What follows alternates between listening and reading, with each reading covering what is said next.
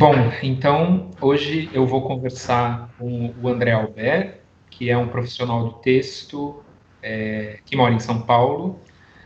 André, primeiro eu queria te agradecer por ter topado o convite para participar desse projeto, compartilhar um pouco das tuas experiências e das tuas percepções sobre esse mercado. E para começar, eu queria que você me contasse um pouco da tua trajetória, começando pela tua formação, né? E um pouquinho das coisas que você já fez até hoje nesse mercado de revisão e de preparação de texto. Bom, eu que agradeço o convite. Olá a todos que estão assistindo aí. Bom, vamos falar um pouco sobre a trajetória. Eu me formei em jornalismo, eu não sou formado num curso de editoração ou com alguma, né, relação mais direta, mas acaba sendo um curso com alguma relação com o trabalho do texto, né? Mas enfim, eu tenho familiares que trabalham na área, que já trabalhavam na área antes, amigos que já trabalhavam na área, e conforme eu, né, estava mais próximo de me formar, eu fui percebendo que não era bem o jornalismo que eu queria fazer, a área que eu queria seguir. Fui pegando um trabalhinho ou outro, né, fazendo uma formação um pouco, digamos, informal, né? Quer dizer, com pessoas que já trabalhavam na área, mas não num curso especializado. Então, a minha inserção inicial foi dessa maneira um pouco informal mesmo, né? Eu acho que acaba sendo uma trajetória bastante comum na nossa área, né? Assim, agora, acho que hoje em dia tem sido mais comum que as pessoas busquem mais uma especialização antes de entrar, mas em geral o caminho acaba sendo um pouco, entre aspas, torto quando a gente compara com outras carreiras de ensino superior, né? É, então eu comecei fazendo revisão, materiais diversos, e em algum momento eu fui chamado para trabalhar com uma obra didática, e acho que. Não, pera, deixa eu só voltar um pouquinho, acho que faltou coisa aí no meio. Né? Quer dizer, eu no começo eu pegava trabalhos de editoras diferentes, às vezes também revisão de tese, de dissertação, né? Essas coisas. E aí em 2010, 11 por aí, eu trabalhei por um período na Martins, né? Uma das editoras herdeiras da Martins Fontes. Foi a minha primeira experiência interna como revisor e preparador. Então ali eu já comecei a ter um contato, digamos, mais integral com o processo, né? Porque eu acho que uma coisa, assim, muita gente acaba se inserindo no meio editorial, fazendo revisão e preparação, e acaba se especializando, entre aspas, nessa etapa, mas sem ter uma dimensão do que é o processo todo, né? Então, para mim, essa primeira experiência numa editora foi descobrir todo um universo, outro que existia do livro, que a gente aí sim começa a entender o ritmo real das editoras, né? Quer dizer, desde uma sondagem, uma contratação, até a publicação em si. Embora eu não trabalhasse em todas as etapas, né, como um editor trabalha, eu acompanhava, né, isso. Depois que eu saí da Martins, eu fiquei mais um tempo como freelancer, e nessa época eu já estava me especializando um pouco mais no trabalho com livros de ciências humanas, mas ainda pegava muita coisa de outras áreas. E aí apareceu uma oportunidade de revisar um material didático internamente. Então eu fui na época Abril Educação, né? Hoje em dia é o era recentemente Grupo Somos, agora eles mudaram de nome, virou Cogna, tem alguns setores, né? Mas que na época consistia basicamente da ATIC e da Scipione, né? Depois o grupo foi crescendo. Eu entrei para revisar um projeto, abriu uma vaga de editor assistente, e aí acabaram me chamando para ficar. Então, um negócio que era para ser temporário acabou virando um trabalho mesmo, um emprego. Eu comecei trabalhando com material de língua portuguesa e depois teve uma reformulação interna e eu fui trabalhar com ciências humanas, que era uma área que eu tinha mais afinidade mesmo, e, e assim foi que eu fiquei até 2014 lá, né? Quando eu decidi sair, porque eu estava começando uma graduação em ciências sociais, né? Quer dizer, teve esse momento em que, de alguma maneira, trabalhar mais com livros de humanidades me fez retomar o interesse, né? Por estudar humanidades. E aí eu fiz essa opção de voltar à vida de freelancer, porque para conseguir conciliar com os horários de faculdade e tudo mais, né? E foi assim até 2017, por aí. Quando eu fui cobrir uma licença maternidade na Boitempo, que é uma editora aqui de São Paulo, de livros de ciências humanas principalmente, publica um pouco de outras coisas também, mas principalmente livros de sociologia, economia, filosofia. E, e aí aconteceu uma coisa meio parecida. Na verdade, a editora voltou de licença maternidade, só que a editora estava num momento de expansão, então acabaram me mantendo na equipe e lá eu fiquei até agosto do ano passado, né? E aí de lá para cá voltei a ser freelancer e trabalhando um pouco com cada uma das coisas que eu acabei me dedicando mais, né? Então, ao mesmo tempo com didáticos de ciências humanas e com livros, digamos, de teoria, né? Assim, de produção acadêmica em ciências humanas. André, uma das pessoas que eu entrevistei nesse projeto foi a sua mãe, né? Que ano que vem completa 50 anos nessa área. Uhum. Você acha que a profissão da tua mãe de alguma maneira influenciou a tua escolha de ter se encaminhado para o mercado editorial? E em que medida você escolheu o jornalismo pensando nessa possibilidade, ou isso não era uma possibilidade quando você escolheu fazer jornalismo? Não, quando eu escolhi não era uma possibilidade que eu aventava. Mas sim, eu acho que depois a influência da minha mãe foi importante, né? Quer dizer, eu acho que no momento em que eu é, percebi que eu não estava muito interessado, né? Quer dizer, quando a gente tem 17 anos, a gente acha que sabe tudo, né? Que tem certeza do que quer fazer na vida, que as coisas são de um jeito, e aí, conforme eu fui fazendo o curso, eu percebi que não era bem aquilo que eu queria, e então é lógico que a influência da minha mãe contou bastante para isso, né? Assim, os primeiros trabalhos que eu fiz foi com ela, assim, em parceria. Eu fazia uma parte, ela fazia outra, depois ela revisava o que eu tinha feito. é, e então, sim, acho que é meio inegável, né? Quer dizer, se acompanha a pessoa desde pequeno, é, Você é, cresce entre os livros e entre provas e tudo mais, né? até porque a minha mãe não trabalhava fora, né? Ela trabalhava, ela tinha o escritório dela, então eu convivia muito com o trabalho dela, né? Uma outra coisa que você comentou agora há pouco, da sua experiência na Martins, foi dessa importância de entender o processo como um todo, né? E que é uma coisa que tem aparecido bastante nas conversas que eu tenho feito. A diferença entre você, por exemplo, trabalhar em casa e pegar um pedaço do processo, né? Fazer uma revisão de provas ou uma preparação, e você está dentro da empresa e mesmo que você tenha uma função específica, você tem uma noção desse todo. Você acha que essa noção mudou o jeito como você trabalha com o texto? Sem sombra de dúvida. Eu acho que tem algumas questões aí, né? A primeira é entender os processos mesmo, né? Então, por exemplo, o que implica você você pedir um monte de emendas numa prova, né? Isso implica que o diagramador vá lá e passe todas essas emendas.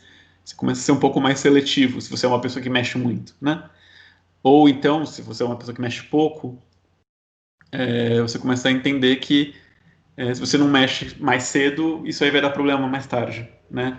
Eu acho que você acaba pegando um pouco a medida da intervenção no texto. Isso assim, pensando, né, no tema específico do que a gente vai conversar hoje. Mas não só por isso, não só por uma questão de mais trabalho ou menos trabalho, mas acho que tem principalmente o contato com os outros profissionais que trabalharam nesse livro. Quer dizer, é muito diferente você receber um livro para preparar um livro traduzido, por exemplo,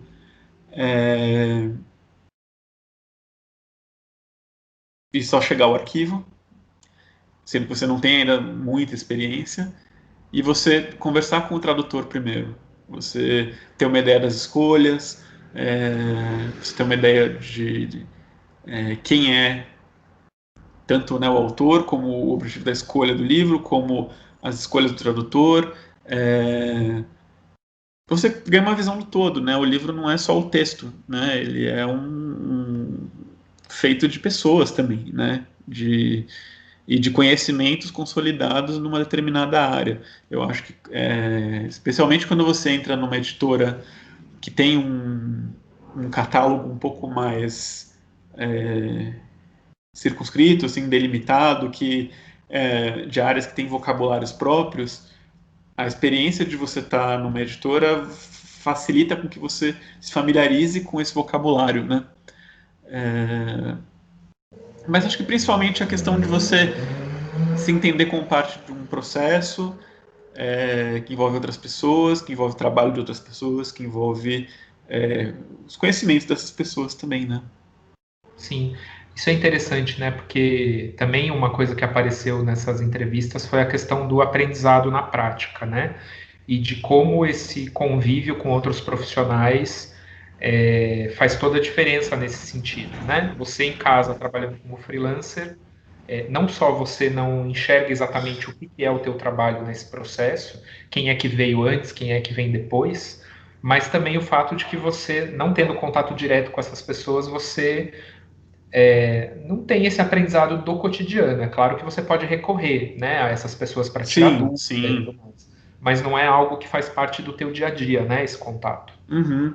Não é na parte do dia a dia, muitas vezes não é da própria dinâmica do mercado, porque às vezes quando as editoras terceirizam esse tipo de trabalho, elas justamente querem evitar criar conversas paralelas, né? E isso em alguns casos pode ser bom, mas em outros acaba sendo ruim, né? É, é bom porque você tem uma pessoa ali que tem essa visão do todo, centralizando e filtrando um pouco as demandas, porque as pessoas têm temperamentos diferentes e tudo mais. Mas também se perde um pouco desse contato entre profissionais que trabalham em etapas diferentes, né? Isso, sem dúvida, assim, e não é assim, ah, nossa, ser freelancer é ruim e trabalhar numa empresa é bom. Varia de experiência para experiência, mas eu acho que a experiência de trabalhar internamente, ela é muito rica, né? Ela é um aprendizado muito grande acho que até de construção de um respeito pelo trabalho dos outros, né? Eu acho que a gente, quando trabalha muito sozinho, a gente fica um pouco. Acaba tendo uma tendência a lidar com o arquivo como o arquivo, né? E não como uma coisa que foi fruto do trabalho de outras pessoas, né? Então, acho que a gente aprende até a apresentar um comentário para alguém, quer dizer, se tem um negócio que está ruim no texto, você não vai falar de qualquer maneira que está ruim, você vai tentar colocar de uma maneira educada, né? Acho que isso é um aprendizado que só quando você está lá dentro lidando com as pessoas de carne e osso, ainda que seja assim virtualmente, é, é fundamental, né? Assim, para a gente entender e lidar com isso de uma forma que seja mais tranquila para todo mundo, né? Legal. Desse aprendizado dentro das editoras, você mencionou a Martins, né, que foi a primeira experiência que você teve dentro de uma editora.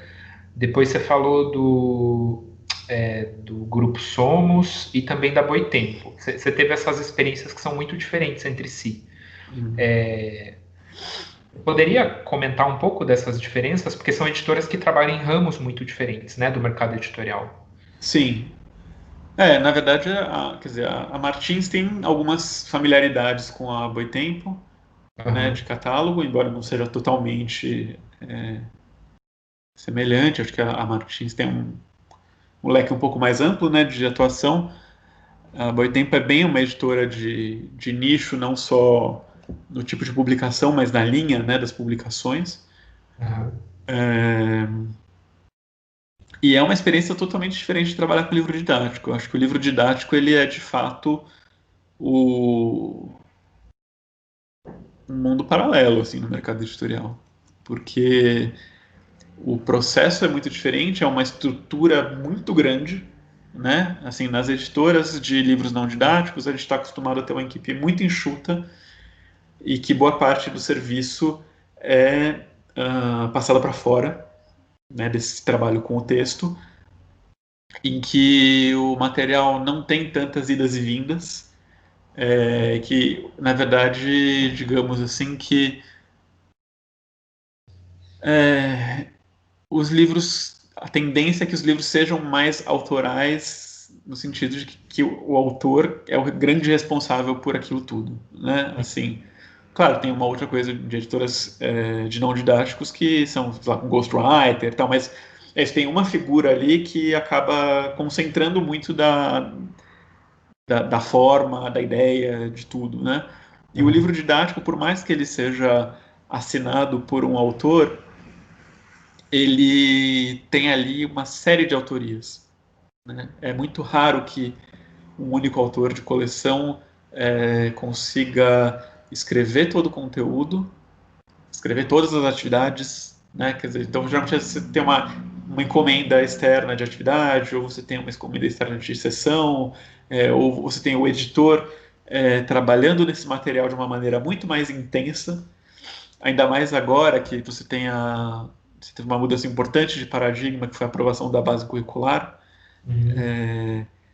que mudou muito o formato e o que se espera do livro didático, né? Quer dizer, o foco saiu da ideia do conteúdo e passou para a ideia de trabalhar as habilidades e competências, e isso é uma coisa que muitos autores de didáticos tradicionais não estão acostumados, né? Então, o que eu percebo, assim, na última produção que eu participei, é que o editor foi mais exigido. E não só que o editor foi mais exigido, como que as editoras optaram por recorrer mais a elaboradores acessórios, né, complementares, para conseguir cobrir essas áreas que os autores não tinham a experiência, né, formação para fazer.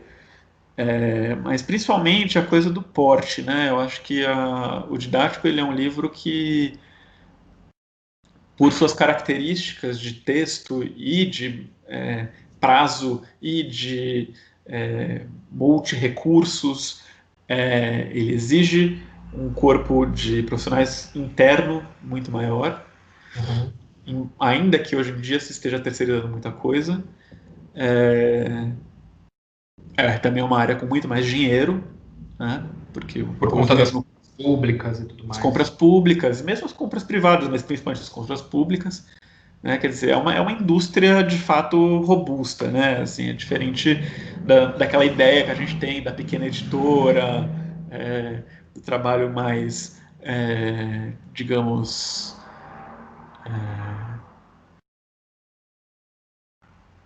que você pode pôr uma gavetinha ali, esse livro, deixa ele ali amadurecendo um tempo, né? Não, o didático você tem um cronograma que é sempre ruim, ele é sempre ruim, e você tem que dar conta daquilo, né? E com um material de qualidade que varia muito de autor para autor, de produção para produção, né? Depende também dos parâmetros do governo. Quer dizer, então, eu acho que essa é a principal diferença que eu apontaria entre essas são as duas, né, principais diferenças que eu apontaria entre as áreas. A questão autoral e a questão da proporção de pessoas e funções envolvidas, né? Então, se a gente for pensar mais especificamente em termos do trabalho com o texto, o que daria para dizer é que, por exemplo, num livro digamos, de ciências humanas ou de literatura, que não seja um livro em que você contrata um ghostwriter ou contrata uma pessoa com uma mão pesada ali para dar um jeito no texto do autor que não consegue elaborar aquilo, o trabalho com o texto acaba sendo muito mais suave, digamos assim, Aham. né? Ele é um trabalho que vai se preocupar com adequação a determinados parâmetros, né? Tanto os parâmetros da língua, da norma culta, né? Ou de alguma outra norma, conforme, né, o livro for, Projeto. o projeto, né? E uma adequação também aos padrões da editora, né? Uhum. É um trabalho que envolve o sentido no nível mais micro, né? Assim, da frase, As alterações são um pouco mais pontuais, você diria, do que no livro é, de... via de regra, né? Não é sempre, Claro. mas em geral a ideia é que você vai mexer ali no nível da frase, né? Você vai corrigir vírgula, você vai ver se o estilo está adequado ao que se espera, se a informação está clara, em caso de tradução, se não teve salto, né? Se não teve um trecho ali que não foi traduzido, ou se tem alguma coisa que está esquisita na tradução que você vai devolver para o tradutor, resolver uma dúvida, ou se você domina o idioma, você já checa no original e aponta, né? São coisas um pouco mais do nível do detalhe, né? O caso do livro didático, quer dizer, a preparação ela vai ter esse papel de, Aham. de padronização, né? Padronização, de ver o estilo no nível mais micro. Só que você tem essa etapa anterior que é a edição. Isso que eu queria te perguntar, né? Quando a gente olha o mercado de não didáticos, quando a gente fala em edição, a ideia que se tem é de que é um processo mais global, né? De que é o conjunto dessas coisas que a gente chama de edição. Quando a gente vai para o mercado de didáticos, é claro, também existe essa ideia de que a edição é tudo, mas tem uma tarefa que é anterior à preparação que também é chamada de edição nesse mercado, né? O que que é essa edição? A edição de originais, né? Quer dizer, acho que a gente pode distinguir, né? Quer dizer, o fator que. Fator. É a função que geralmente nas editoras se chama de editor assistente, né? Quem pega esse original e vai trabalhar nele, no texto, né? É uma função, digamos, diferente de um editor de área, de um editor ou de um coordenador de área, né? Varia, a nomenclatura vai variar de editora para editora, mas tem ali uma figura nos departamentos que cuida dessa coisa global, de entender, de formular os projetos, de conversar com a diretoria, de ter essa relação com os autores mais assim ampla, né? E tem essa pessoa que é o editor assistente que ela vai cuidar da produção do livro, tanto no que diz respeito ao acompanhamento e à validação das etapas, né? Então,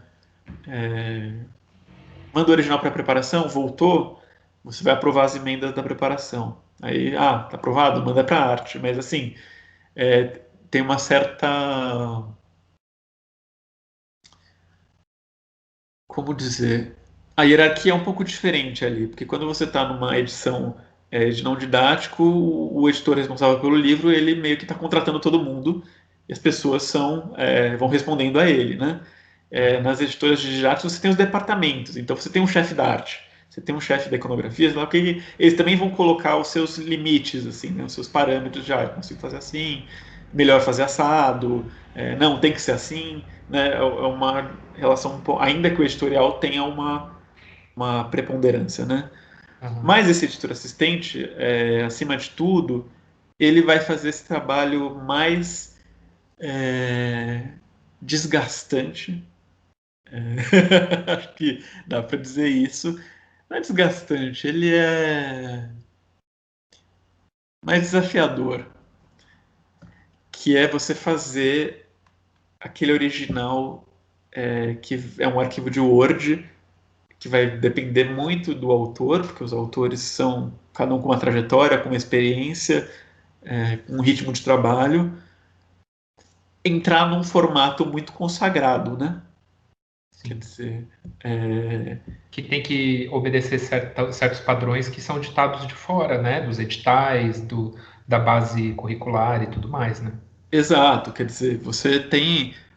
E aí acho que vale a pena comentar que é isso, você tem uma diversidade de autores de livros didáticos. Você tem autores de livros didáticos que eles têm experiência de ensino médio, são professores de ensino médio, são pessoas que estão familiarizadas com uma didática do ensino médio, mas que às vezes a formação teórica deles não é tão boa. Ou que, sei lá, eles, né, são ótimos dando aula, mas não sabem escrever direito. Assim, quer dizer, começou a escrever, você lê aquilo e você fala, você é tão bom explicando com palavras, por que seu texto não explica como você explica, né? É, oralmente. Aham. E você tem, por outro lado, autores de livros didáticos que são teóricos, acadêmicos, que dominam pra caramba de um assunto específico, mas que não tem essa linguagem acessível, né? Ou Que que o não livro tem didático precisa ter, né? precisa ter para ensino médio, para ensino fundamental, ou, né? É, ou então que não sabem elaborar atividades, né? Porque a trajetória deles é uma trajetória. E aqui eu estou comentando muito mais na minha experiência maior, que é de ensino médio, né? Aham. É lógico que tem uma variação ali. Ensino fundamental, geralmente, você tem professores, você tem autores com outro perfil, né? Aham. Especialmente Fundamental um infantil, são outros perfis de autores, mas acho que, de qualquer maneira, existe uma diversidade de autores e é raro você ter um autor que consiga dar conta de tudo, né? De atender a todas essas especificidades do formato livro didático. Porque não é só, tem escolha de imagem, Isso que eu ia falar, é um material tem. muito mais complexo do que os outros, né? Se você pensa, por exemplo, um livro de ficção ou um livro de ciências humanas, claro, estou reduzindo, mas em geral é um texto corrido, né? Então, quando você compara o original com o livro que chega na livraria, por exemplo, é claro que é diferente, é claro que existe um trabalho ali, mas a distância não é tão grande quanto no caso do didático, porque você pega o original bruto e aquilo que de fato vai para a escola, a diferença é gritante, né? Tem muita coisa que acontece nesse meio do caminho. Sim, sim, é outro livro. É outro livro, né? Como eu estava falando, né? O ajuste que você faz num livro não didático, ele é num nível, com exceções, ele é no Uhum. nível do parágrafo, no nível da frase. Ele não é uma coisa estrutural, né? O livro didático, ele é uma coisa estrutural, quer dizer, ele é, em geral, desde o início, conversado com o autor e refeito o projeto, e refeito a estrutura, e redialogado, e ele começa a virar uma entrega, aí você vai fazendo os ajustes com o autor, falando tem que ser assado e não assim, tem que ser assim e não assado, e começa o trabalho com os outros setores da editora, aí você pauta iconografia, você pauta arte, você cria o projeto gráfico, né, ajusta, é, é uma variedade de desculpa a redundância, de variáveis, né? Variedade de Aham. variáveis é, tremenda, assim, é muito diferente. Às vezes eu fico pensando, porque, por exemplo, de novo comparando, né? Quando você pega um livro, um romance, você tem ali um tipo, um gênero textual que é o romance, um gênero de ficção. Ou quando você pega um livro de ciências humanas, pode ser um ensaio, pode ser uma monografia.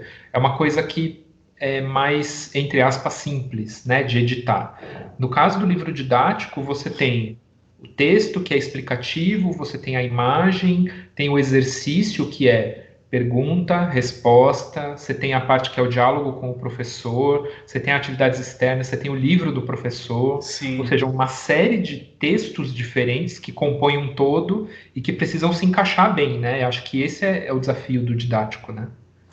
porque você tem que se preocupar com a didática, com o conteúdo, com a adequação aos parâmetros, porque você tem uma série de parâmetros que são eliminatórios.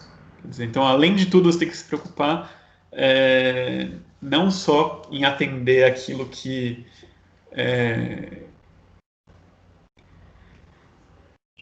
que se considera mais correto, que o autor defende como um projeto de ensino, mas você tem que seguir as orientações pedagógicas do governo, as orientações de conteúdo do governo e as orientações do edital em coisas muito mais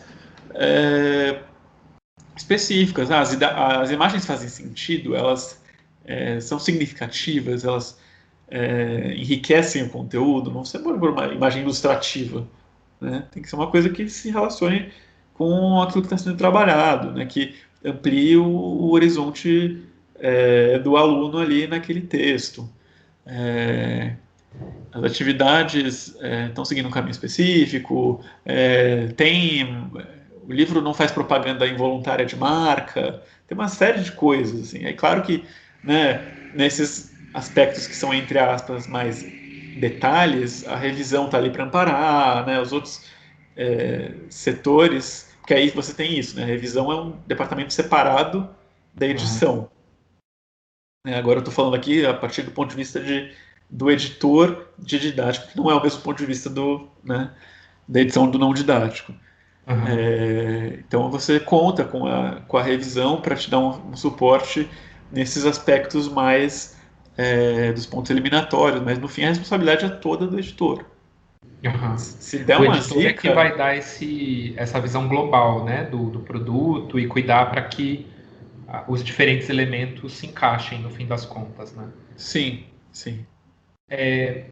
Uma dúvida, assim, que eu, conversando com outras pessoas do mercado de livros didáticos, eu acho que não é algo que é consensual. Quando você pensa, por exemplo, o editor de um livro de sociologia ou o editor de um livro didático de matemática ou de química, essa pessoa é um especialista em texto, em edição, ou ele é um especialista da área para a qual ele trabalha, da área disciplinar? Isso aí é uma discussão muito corrente. Acho que você tem bons editores com os dois perfis. Né? Não dá para dizer, nossa, é melhor que seja X e não Y, né? O ideal é que a pessoa saiba fazer as duas coisas, né? Que ela tenha formação numa área para conseguir fazer essa, como é que se diz?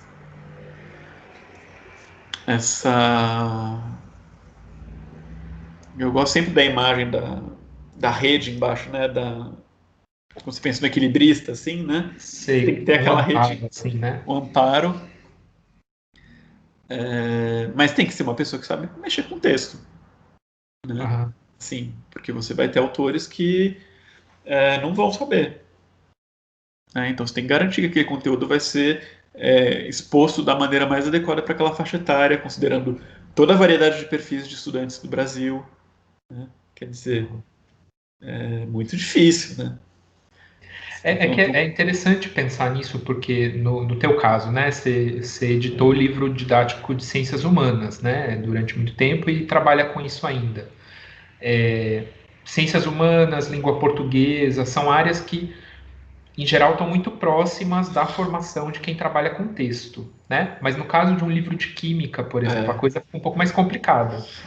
Porque ou a pessoa é especialista na área, sei lá, se formou em química, talvez tenha atuado em algum momento como professora de química, ou então ela é formada em letras, em jornalismo, em comunicação e conhece o processo do texto, digamos assim, né? Sim.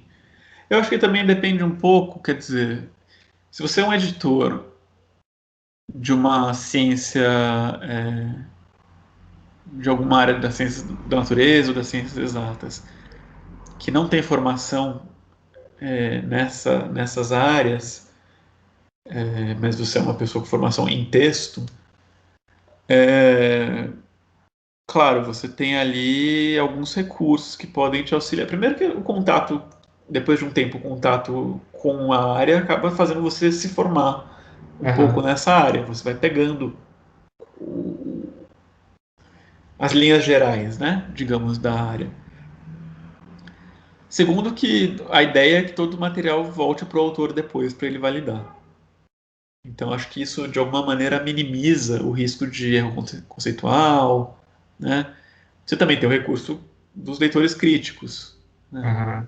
Que às vezes é isso, você tem ali uma elaboração, você edita e depois você manda para uma leitura crítica que vai ser não de uma pessoa com formação em texto, mas de uma pessoa com formação teórica Naquela. naquela área, que ela vai verificar se está de acordo com o que se considera os parâmetros do estado da arte, né, da disciplina. É, Então, eu acho que isso é uma coisa assim que se deve considerar, né? Quer dizer, o editor, acima de tudo, ele tem que ter ideia do que é editar, do que Uhum. é colocar naquele formato livro didático. Se ele tem a formação na área, melhor, né? Porque agora, um editor que saiba colocar no formato livro didático não necessariamente é formado em letras ou jornalismo. Tem muita gente que é formada, sei lá, em física ou em química, mas que começou como estagiário na E aprendeu na editora prática, e né? aprendeu na prática. Então, no começo, fazia o quê? Estilava arquivo, ficava conferindo continha, as coisas chatas que o editor não quer fazer ou não tem tempo de fazer. Uhum. Ou, sei lá, no caso, para pegar um exemplo das ciências humanas, para não dizer que eu estou só falando de gente de exatas. Fica conferindo o mapa, se a legenda está certa, se as cotas do mapa estão certas, se a cor está adequada. E aí vai pegando uma formação em texto com a prática, porque aí o editor vai lá e senta e fala, me ajuda a conferir isso aqui. Pai, valida essas alterações do que o autor passou por último. Aí o cara que é estagiário, o que é, sei lá, assistente editorial, vai entrando em contato com o que é o arquivo, né? Ele vai vendo essas emendas aí que estão atrás de você e vai entendendo as opções, né, as escolhas. Eu acho que, mais uma vez, né, quer dizer, isso é uma riqueza de trabalhar dentro de uma editora, você ter a oportunidade não só de trabalhar no material, mas de virar para o editor e falar, oi, vem aqui, me explica isso, né? É, por que você faz isso e não aquilo? Eu aprendi pra caramba nisso, né? Uhum. E eu sei que eu também ensinei muito para outras pessoas. Porque é um trabalho coletivo. O trabalho do didático é um trabalho coletivo sempre, assim, né? Porque todo trabalho ali é coletivo, mas acho que no didático tem uma coisa do dia a dia, né? Sim. Porque no livro não didático, às vezes você pega o arquivo e aí a bola fica com você e você fica um tempão com aquela bola e depois você repassa a bola, né? O didático tem tanta ida e vinda, tanto detalhe, tanta gente envolvida que você está o tempo todo ali em rede, né? Sim. Agora, saindo um pouco dos didáticos, essa questão, né, de ser um especialista em texto ou de ser uma pessoa que conhece aquela área de conhecimento. Você me falou que você foi fazer ciências sociais um pouco também por seu envolvimento com livros dessa área. Em que medida você acha que foi importante ou que foi essencial essa tua passagem pelas ciências sociais para trabalhar melhor com textos dessa área? Bom, eu acho que tem uma coisa, quer dizer, isso varia também muito do perfil de cada um, né? Eu, como a minha formação foi em comunicação, o meu perfil sempre foi de um editor com uma mão mais pesada no texto, né? Uhum. Com uma preocupação muito grande com a clareza da informação, né?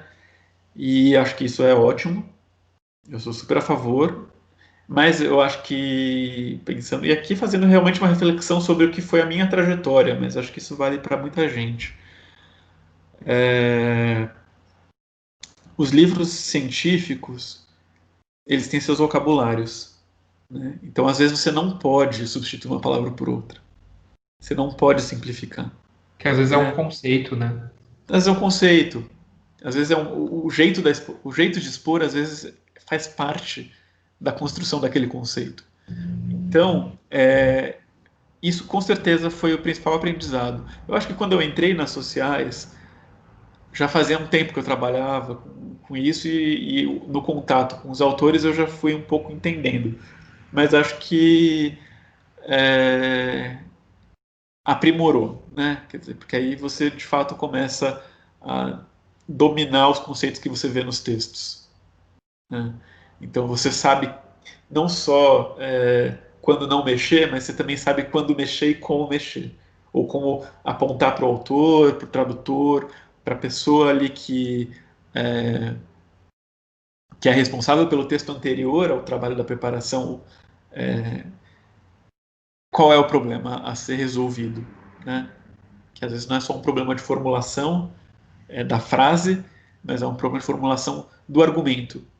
Aham. Eu acho que isso também é uma coisa que é muito interessante, principalmente no trabalho com autores nacionais, né? Quando você está trabalhando no original. Porque isso acho que também é uma coisa que vale falar para quem está começando, que se tem essa diferença gritante entre didáticos e não didáticos, tem uma diferença que é mais sutil, mas existe, que é o trabalho com o livro original de um autor brasileiro e o trabalho com o livro traduzido, né? Você tem ali algumas diferenças no lidar com o material que você está. Quer dizer, né, um livro que não foi publicado ainda, você tem muito mais liberdade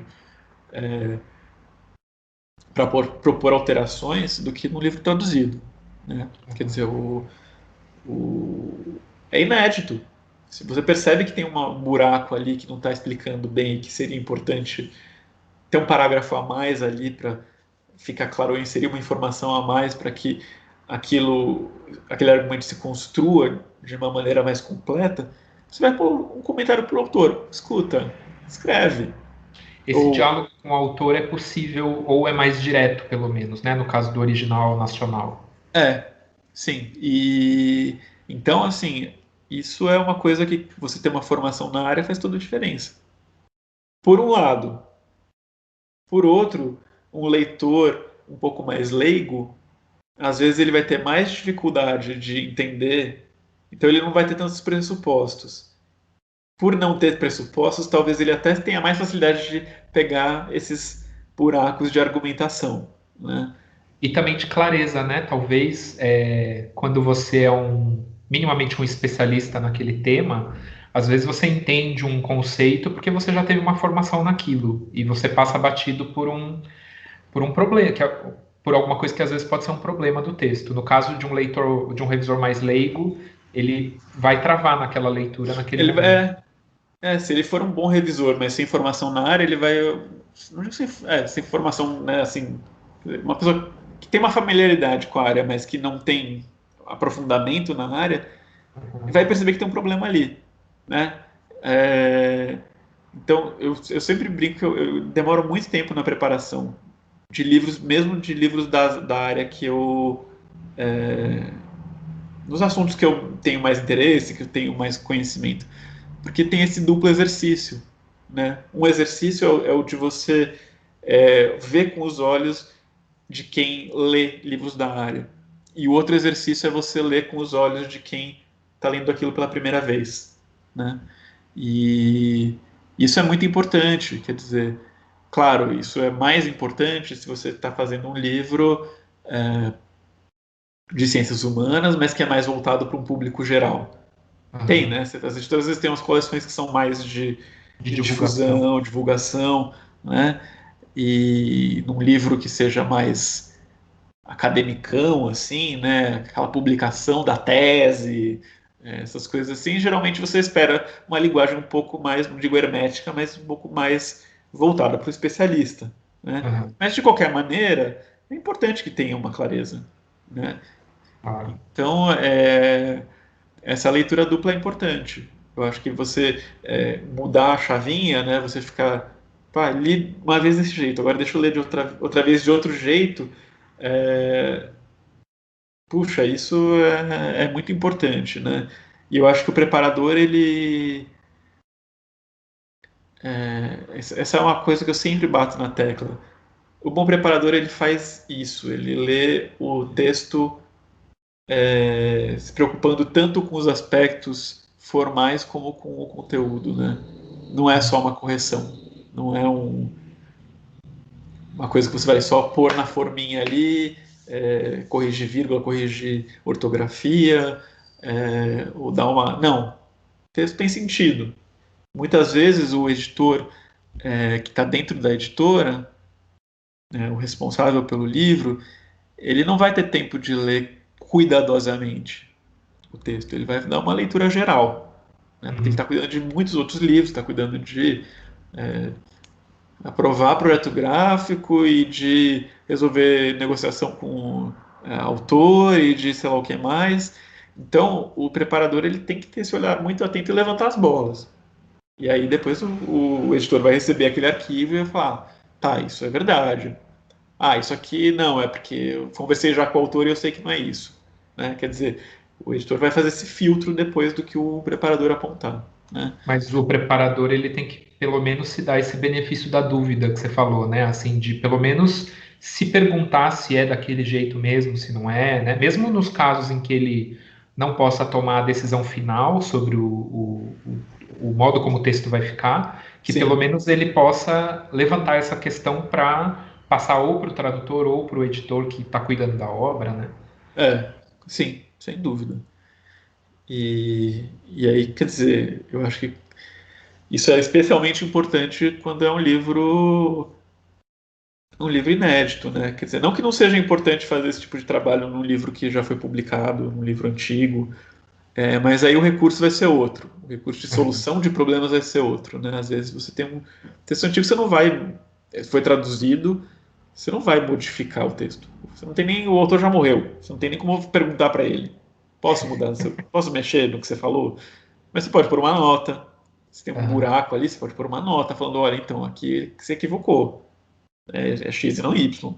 E aí isso é uma coisa que até o preparador pode propor, mas essa decisão vai ser do editor. Né? Aí geralmente o editor vai, sei lá, o preparador levantou um buraco enorme ali, e aí o editor, tá bom, acho que aqui é o caso de pôr uma nota. Você tem falado bastante dessa coisa da tradução, que é de fato o trabalho com o texto, no caso do livro traduzido, é muito diferente de um original nacional. Mas eu queria que você comentasse também, porque eu sei que você tem experiência na adaptação de livros de português de Portugal para o português do Brasil, né?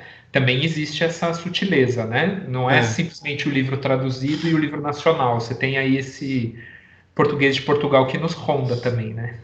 Ah, sim, bom. Eu acho que tem aí duas questões, né? Uma coisa é o livro que foi escrito em português de Portugal. E que aí você vai ter uma escolha editorial, que vai ser ou manter o Aham. livro para manter, digamos, a sua sonoridade. Ou porque o autor exigiu, né? Como é o caso do Saramago, que não deixa mudar. Exatamente. Ou você tem uma possibilidade ali de adaptação, e aí você vai fazer uma adaptação que é de uma variante para outra, ainda que sejam variantes bastante cada vez mais distantes, talvez, não sei dizer em Aham. termos de quantidade, né? Mas tem uma tendência, quer dizer, pelo menos no mercado de literatura, que é você manter o estilo do autor, seja ele português, angolano, moçambicano, quer dizer, eu acho que né, nas últimas 2 décadas a gente teve aí um fortalecimento desse, não digo né, desse, é de um determinado mundo literário Lusófono. lusófono, né? Com autores ótimos, enfim, mas acho que, é, quer dizer, e no qual se valoriza muito a manutenção do estilo, né? Então, nesses livros, quer dizer, ou você vai já receber o negócio pronto e vai fazer uma revisão mais Ortográfico. gráfica, Aham. é, e ortográfica naquelas, né? Não, você não pode ficar mudando a Você não ortografia pode assim. ficar tirando as coisas que são lá de um jeito e aqui de outro. É ortográfica de, tipo, coisa que é errada nos dois lugares, digamos assim, né? Aham. É, Mas você também tem livros que tem menos essa preocupação literária e mais uma coisa de, não, isso que é importante é que esteja claro para o leitor brasileiro. Aí nesses livros você vai acabar fazendo uma preparação com uma mão mais pesada mesmo, Que é né? quase como se fosse uma tradução de uma variante para outra, digamos assim, né? Sim. Agora, você tem casos, que aí acho que foi isso que você quis que eu Aham. falasse, de livros que foram traduzidos em Portugal. E aqui eu estou falando de Portugal mesmo, acho que quer dizer, é muito raro você ter um livro traduzido em Angola, ou Moçambique ou Cabo Verde, e que depois seja aproveitada a edição aqui, né? Geralmente a gente pega coisas que foram traduzidas em Portugal, mas foram traduzidas de outro idioma para o português de Portugal, e aí alguma editora brasileira compra os direitos da tradução portuguesa. Por quê? Porque você economiza uma etapa, né? Quer dizer, claro, você tem um custo de compra da tradução portuguesa, mas geralmente, não agora, né? Porque agora o euro está uma fortuna, mas é, em tempos normais é muito mais barato você comprar os direitos de uma tradução Do que fazer uma nova do que tradução. fazer uma nova tradução, né? Quer dizer, porque aí você já ia contratar um preparador de originais mesmo, você paga um pouquinho a mais para ele e você pede para ele adaptar para o português do Brasil. Isso acontece com uma certa frequência. E é um problema.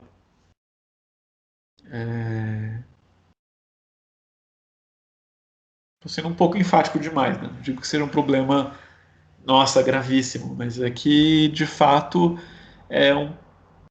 você acaba passando por dois processos, né? Quer dizer, eu acho que talvez em livros acadêmicos isso seja um pouco menos problemático, porque eu acho que você tem uma linguagem acadêmica que é um pouco, como dizer,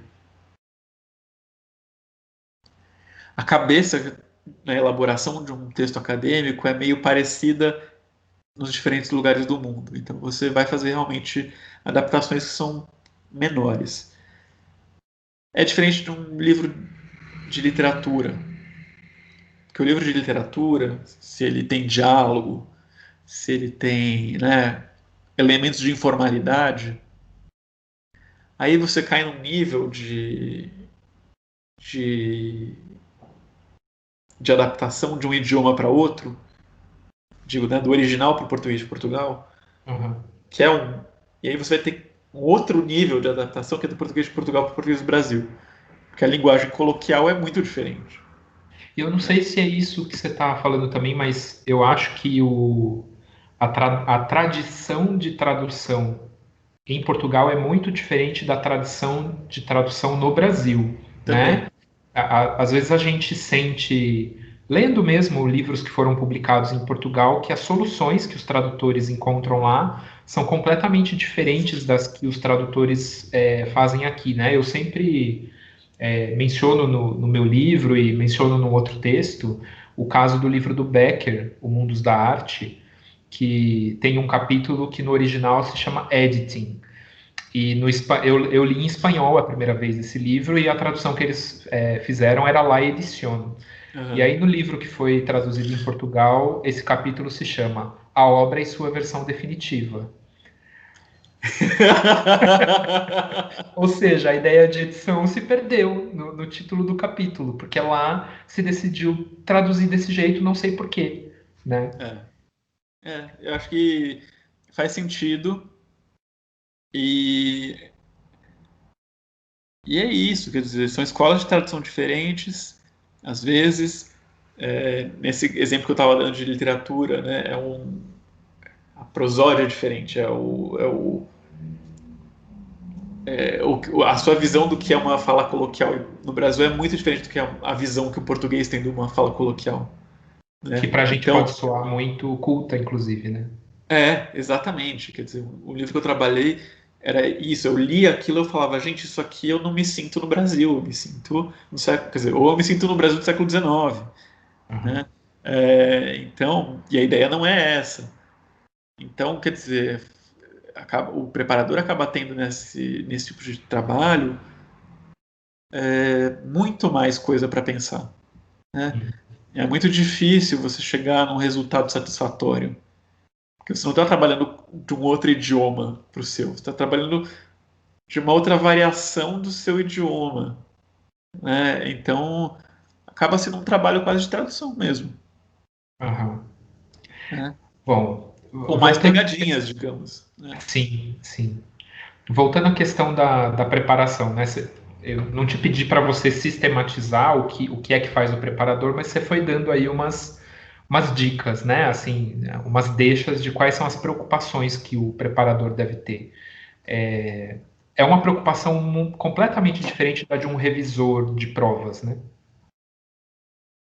Eu não digo que é completamente, mas ela envolve vários outros aspectos, né? Quer dizer, e a revisão envolve também outros aspectos que a preparação não vai se preocupar, né?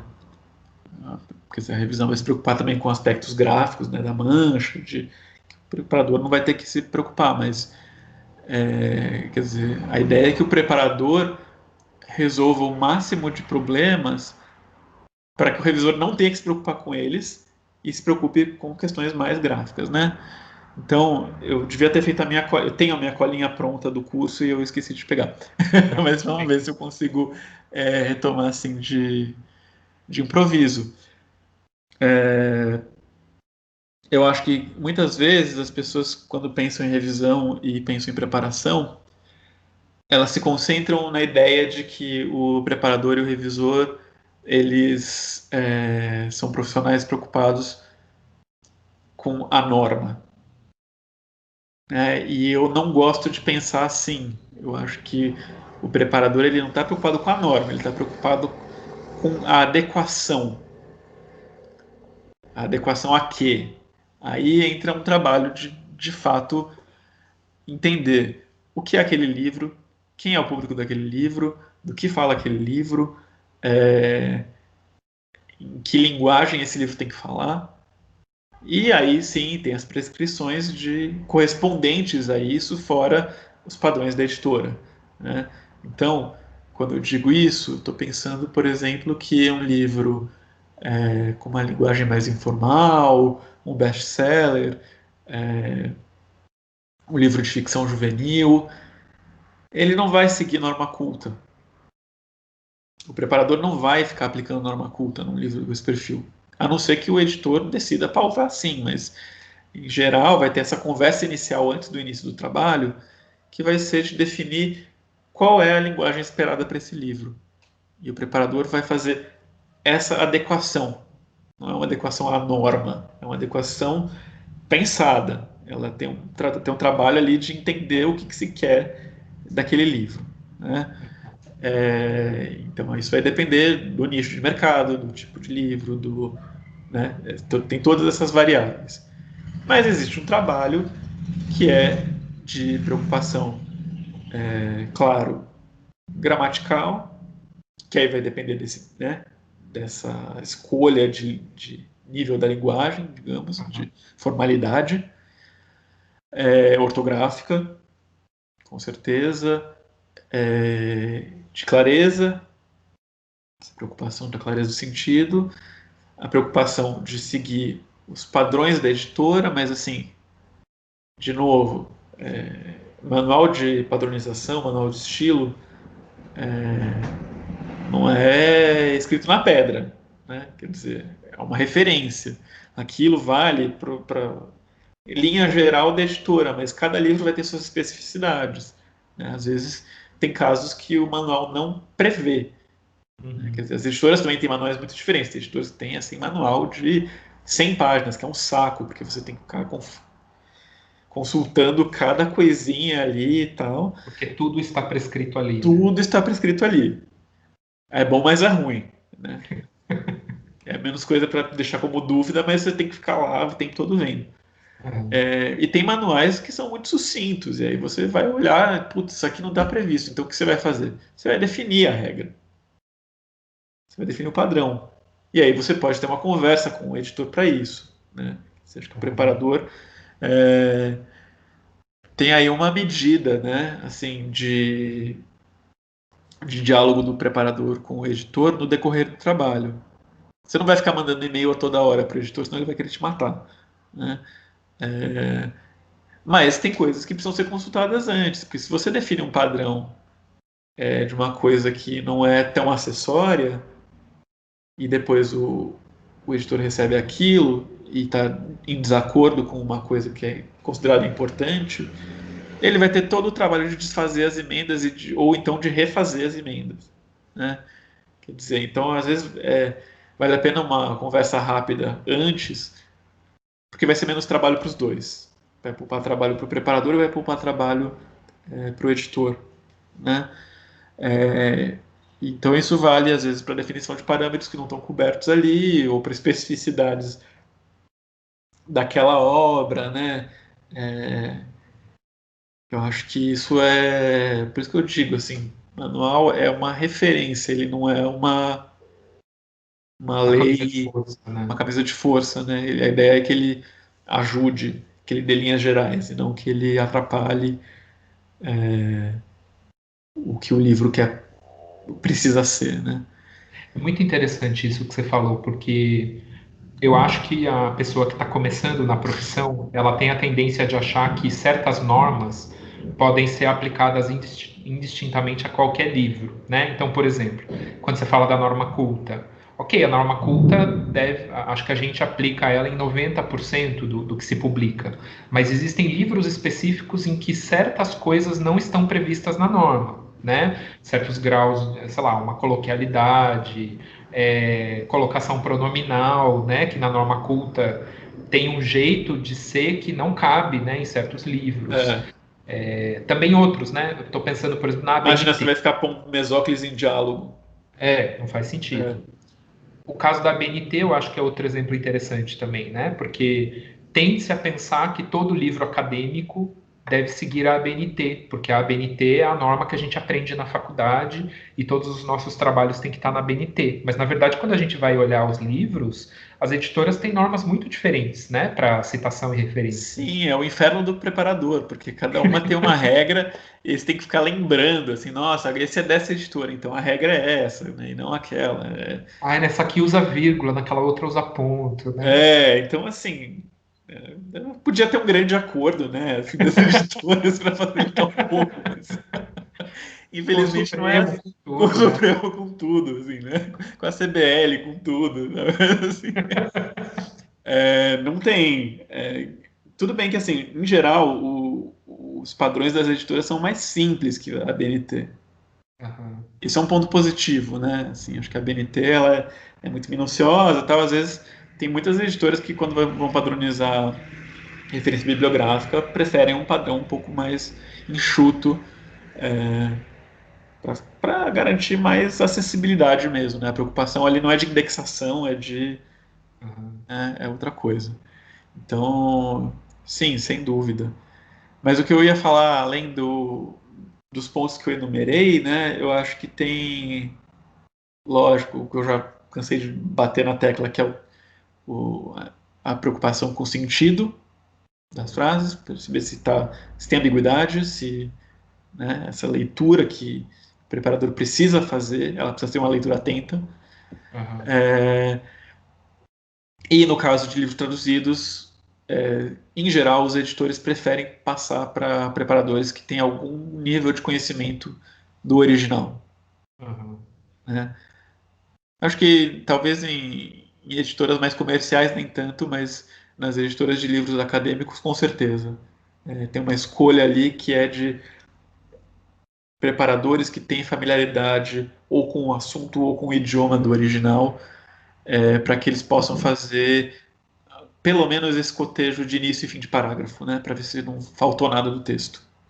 E quando você está pegando uma coisa que seja de um idioma muito diferente, sei lá, do russo, por exemplo, né? Não tem tantos preparadores de original que entendem russo. Você vai tentar achar pelo menos uma tradução para o inglês ou para o francês para a pessoa ter ali de referência se aparecer uma dúvida, né? Aham. Então, quer dizer, E ela não isso vai. precise, por exemplo, voltar para o tradutor tirar a dúvida se aquilo está correto ou não. Que aí você pelo menos vai ter uma referência ali para dizer, nossa, aqui tá estranho, eu vi na tradução tal e estava diferente. É isso mesmo? Você deixa ali a dúvida, o editor vai pegar aquilo e vai mandar para o tradutor. Aham. Entendi. Então, isso nas editoras que tem mais cuidado assim com a tradução e com o original, acho que é uma coisa que é interessante, né? De você contar com um preparador que consiga minimamente fazer essa checagem prévia, né? Da tradução. Legal. André, para a gente ir concluindo, eu queria que você me dissesse o que, que uma pessoa que pretende seguir uma carreira de preparador, que tem muito interesse por esse tipo de trabalho, que tipo de referências, conhecimentos ela deve buscar primordialmente, assim? Puxa, que pergunta difícil. É claro, pense que a gente está produzindo esse vídeo para um projeto que é direcionado primordialmente para alunos de letras, né? Que estão, obviamente, numa formação específica, porque procuraram essa formação, mas a gente sabe que a formação num curso superior não dá todas as ferramentas que a pessoa precisa para trabalhar na área. O que que você acha que da tua experiência você tirou de bom assim e que você poderia dizer que outras pessoas poderiam seguir seus passos? Mas é que eu acho que justamente tem uma coisa aí acho que a trajetória de cada um vai se construindo muito numa área como essa, ela vai se construindo muito no decorrer, né?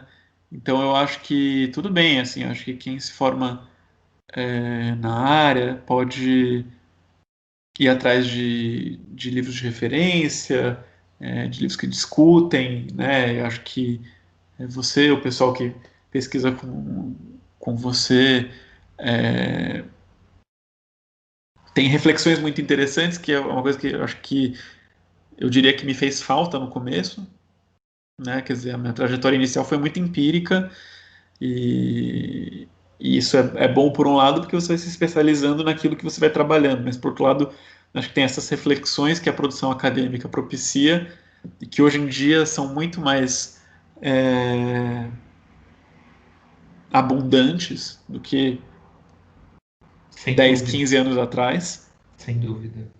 né? Quer dizer, acho que 10, 15 anos atrás você tinha livros de referência que falavam da área, mas eles eram muito ainda. Acho que tinha uma preocupação mais técnica, né? Eu acho que era uma época em que existia muito livro normativo, né? De referência Você de pegava lá o Emanuel tradução. Araújo, você pegava, né? Exato. Exato. Mas essa discussão mais acadêmica, de fato, eu acho que ela é um pouco mais recente. Eu acho que ela é um ponto interessante que hoje em dia você tem e que antigamente você não tinha.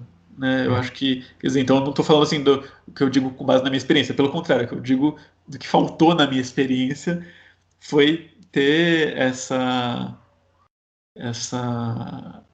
possibilidade de acessar reflexões que outras pessoas que já estão na área construíram, né? O que pessoas que estão olhando para a área construíram. Porque de resto, eu acho que vai depender muito da experiência de cada um e da trajetória de cada um. Eu acho que se você opta, optar, pouca gente tem opção, né? Mas assim, se você acaba se encaminhando para determinado nicho do mercado editorial, aos poucos você vai entendendo para onde você tem que correr.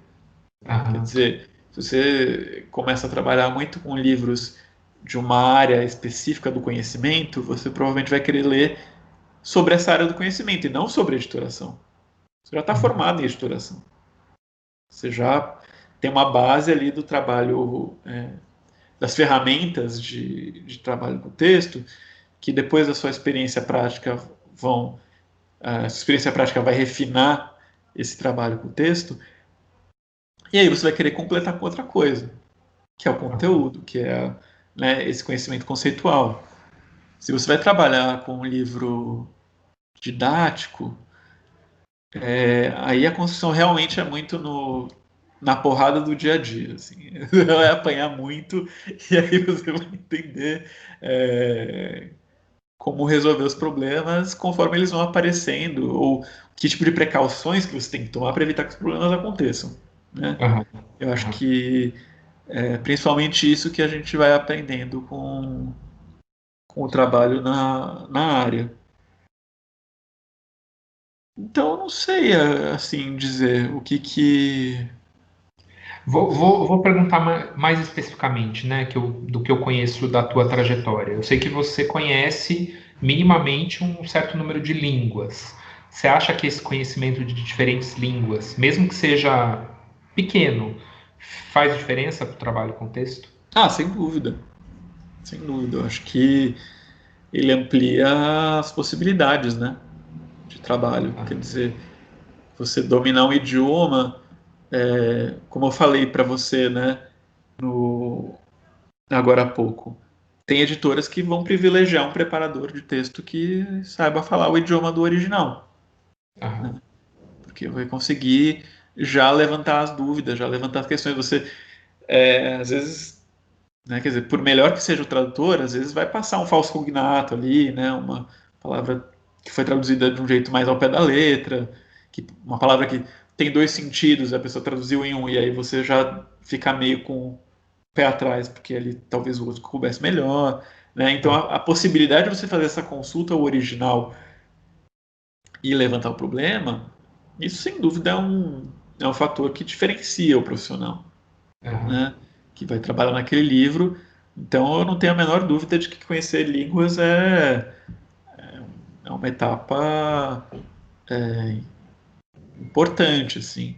Eu acho que conhecer, e não só conhecer línguas, conhecer,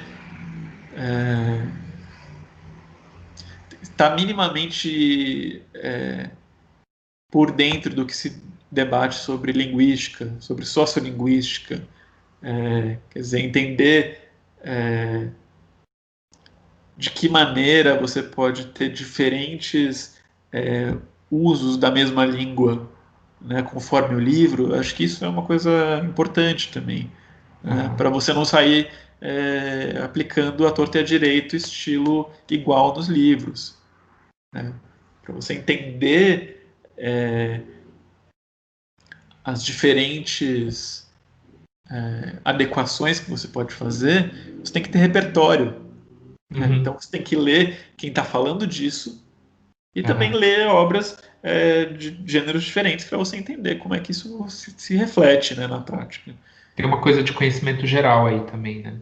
Conhecimento geral, né? Quer Uhum. dizer, eu acho que eu sempre digo que, quer dizer, o bom preparador em geral ele tem um certo problema de autoestima, assim, porque chega um momento da vida em que a gente acha que a gente não conhece nada, porque a gente não se especializou em nada.